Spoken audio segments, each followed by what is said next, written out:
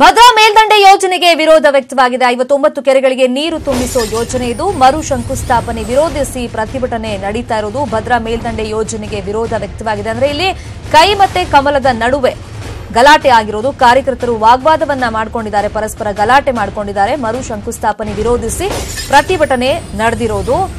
ಇನ್ನು ಕೈ ಕಮಲ ಕಾರ್ಯಕರ್ತರ ನಡುವೆ ಈ ಸಂದರ್ಭದಲ್ಲಿ ವಾಗ್ವಾದ ಕೂಡ ನಡೆದಿದೆ. ಮಾಜಿ ಶಾಸಕ ಶ್ರೀನಿವಾಸ್ ನೇತೃತ್ವದಲ್ಲಿ ಪ್ರತಿಭಟನೆ ನಡೀತಾ ಇತ್ತು. ಶ್ರೀನಿವಾಸ್ ಹಾಗೇನೆ ಕೈ ಕಾರ್ಯಕರ್ತರನ್ನ ಸದ್ಯಕ್ಕೆ ಬಂಧಿಸಲಾಗಿದೆ ಅನ್ನೋ ಮಾಹಿತಿ ಕೂಡ ಸಿಕ್ಕಿದೆ. ಪ್ರತಿಭಟನೆ ಮಾಡ್ತಾ ಇದ್ರು ಅವರು.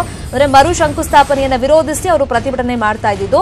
ಸಂಸದೆ ಶೋಭಾ ಕರಂದ್ಲಾಜೆ ಎದುರುಗಡೆನೆ ಗಲಾಟೆ ನಡೀತಾ ಇತ್ತು. ಪರಿಸ್ಥಿತಿಯನ್ನ ನಿಯಂತ್ರಣ ಮಾಡೋದಕ್ಕೆ ಪೊಲೀಸರು ಲಾಠಿ ಚಾರ್ಜ್ ಅನ್ನ ಕೂಡ ಮಾಡಿದ್ದಾರೆ.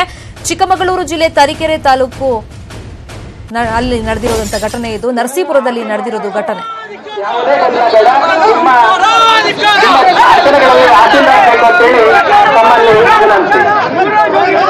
ಅಭಿವೃದ್ಧಿಯ ಕಾರ್ಯ ನಡೀತಾ ಇದೆ. ನಾವೆಲ್ಲರೂ ಇಲ್ಲಿ ಆಶೀರ್ವಾದ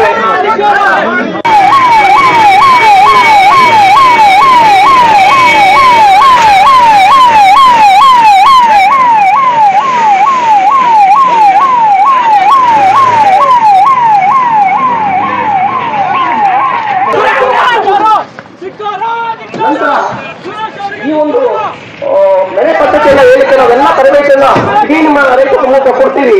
ಈ ವರ್ಷಕಾರ ಸಹಕಾರಿ ಸಂಘಗಳು ಸಹಕಾರಿ ಸಂಘಗಳ ನಿರ್ಮಾಣ ಮಾಡಿ